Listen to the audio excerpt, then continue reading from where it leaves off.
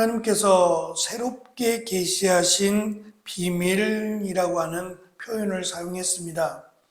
과거 구약에서 하나님께서 약속하셨던 이 계시의 말씀에 하나님은 더 우리가 예상치 못하던 더 큰 은혜를 부어 주셔서 이방인들도 하나님의 백성, 하나님의 자녀로 삼아 주셨고, 또한 예수 그리스도를 머리로 한 교회를 세우게 하셨다라는 것을 새롭게 계시하신 비밀로 설명을 했습니다. 그리고 이 비밀을 가르치는 일을 맡은 자신이 하나님의 은혜를 받았다는 것과 또한 하나님의 일을 맡은 일꾼이 되었다라고 설명을 합니다. 사도 바울은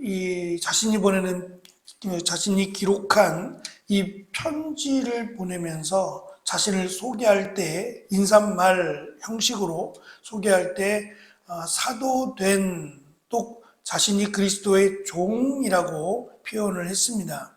근데 여기서는 일꾼이라고 하는 종이 아닌 일꾼이라고 소개한 이유가 있습니다.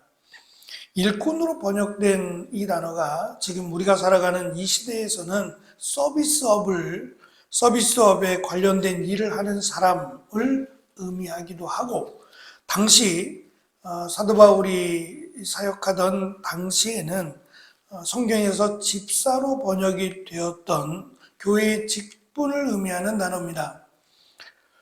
이 일꾼이라고 하는 단어는 높은 사람 또는 주인이겠죠. 높은 사람의 높은 신분의 사람을 대신하여 그의 일을 대신 맡아서 실행하던 자를 의미합니다.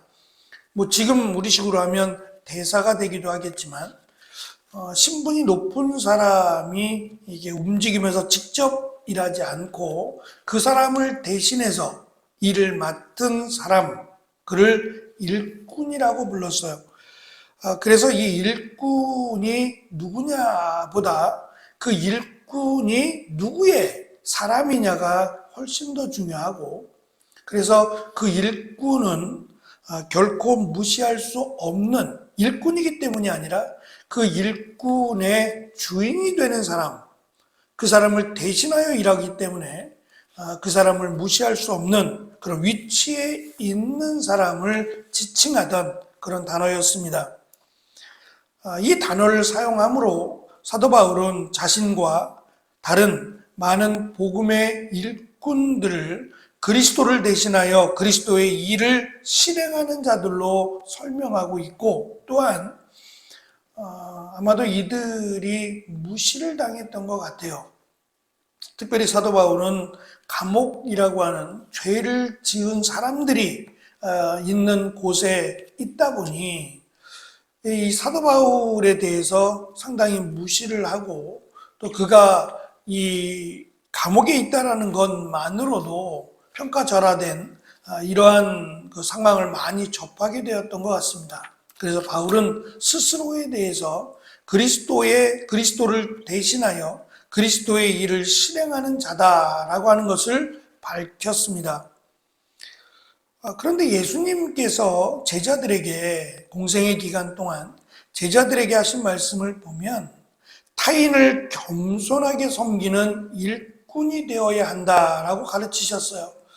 이것은 아무래도 예수님을 메시아로, 예수님이 행하신 기적이나 표적을 통해서 예수님을 메시아로 믿는 이들이 점점 늘어남에 따라 스스로를 높이고자 하는 제자들이 스스로를 높이고자 하는 그 마음을 아셨기 때문에 자기를 낮추고 다른 사람을 세워주라고 말씀하셨던 겁니다.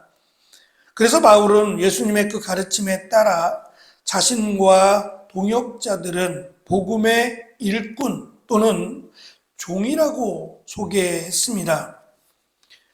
본문의 말씀을 통해서 사도 바울이 강조하는 것은 두 가지인데, 첫째는 하나님의 일꾼이 된 것은 인간 개인의 선택이 아니라 하나님의 은혜의 선물로 허락하신 부르심의 결과라고 하는 사실이에요.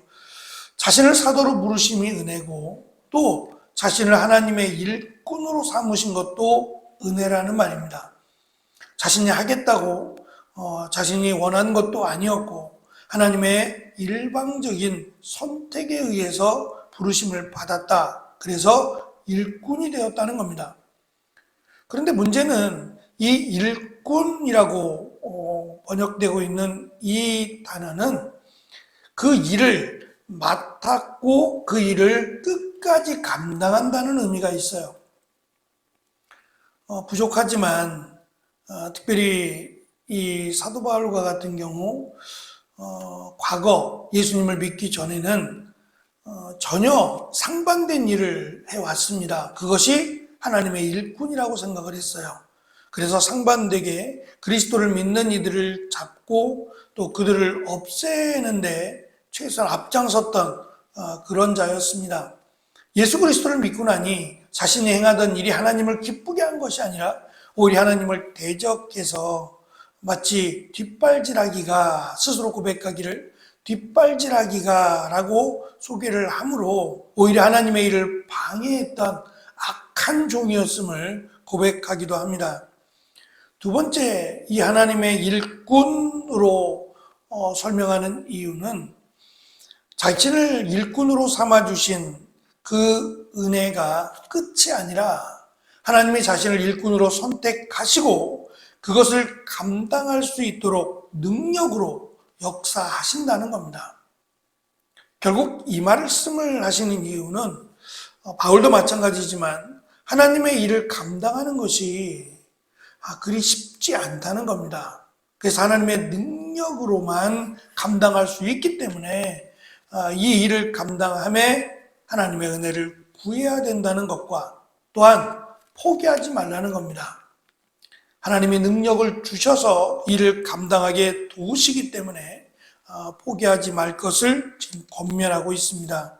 능력으로 역사하신다라고 하는 것은 대단한 능력을 주신다는 것이 아니라 자신의 회심, 즉 교회를 핍박하던 자에서 이방인들에게 복음을 전하는 자로의 변화를 의미합니다. 능력을 주셨기 때문에, 능력으로 역사하셨기 때문에 자신의 이러한 회심이 가능하게 되었다. 그러면 하나님께서 누구를 일꾼으로 삼으실 때에는 그냥 선택하여 부르심으로 끝나는 것이 아니라 그가 전적으로 하나님의 일을 감당할 수 있도록 능력으로 역사하실 것을 믿으라는 겁니다. 사실은 이 부분이 쉽기도 하지만 어렵기도 합니다. 어디까지 우리가 하나님의 능력을 믿고 맡길 것이냐 또는 우리는 어떻게 할 것이냐라고 하는 부분이 참 미묘하긴 합니다. 근데 어쨌든 우리가 복음을 전하고 그 복음 가운데 하나님이 역사하실 것을 믿고 또 하나님의 역사하심을 소망해야 될 것을 강조합니다. 하나님의 능력은 바울과 성도들의 회심에만 역사하는 것은 아닙니다. 성도들의 삶과 사역에 지속적으로 역사하셔서 그들의 삶을 지탱하는 힘의 원천이 되기도 합니다. 특별히 바울은 복음의 일꾼으로서 자신의 사도적 사명을 완수하는 일에 자신의 지극히 약함 속에서 예수 그리스도의 능력이 역사하신다라고 하는 것을 누구보다 강하게 체험하고 있어요. 비록 이 복음 때문에 매도 맞고 또 수치와 모욕을 당하기도 했습니다. 그런데 그 결과들을 놓고 보면 비록 자신이 무시당하고 또 어려움에 처하기도 하지만 분명히 그 가운데 열매가 있었어요. 우리가 사도행전을 살펴보면서 사도 바울이 복음을 전하고 또 늘 그랬듯이 이 복음을 전하는 그것이 자신이 구체적으로 세운 계획들이 아니었어요. 다만 하나님이 보내신 그곳에서 말씀을 가르치는 일에 최선을 다했어요. 이번 주에 나눈 말씀처럼 그 다음날 새벽에 일찍 자리를 떠나야 됨에도 불구하고 밤새도록 말씀을 가르치다가 유도고라고 하는 사람이 3층에서 말씀을 듣고 졸다가 너무 늦은 시간까지 지속이 되는 바람에 떨어져서 죽고 말았습니다. 그러니까 이러한 일 가운데 사도 바울이 의도적으로 했다라기보다는 말씀을 전하는 일, 그것이 자신이 맡은 사명임을 알았고 이 일 가운데 분명히 하나님의 역사하심이 있다라고 하는 것을 믿었습니다. 그래서 다른 말보다도 예수 그리스도에 대한 하나님의 말씀을 가르치는 것을 최우선으로 삼았습니다. 이 일이 자신에게 맡겨주신 일꾼된 사명일 뿐만 아니라 여기에 하나님의 역사하심이 있다고 사도 바울은 믿었기 때문입니다.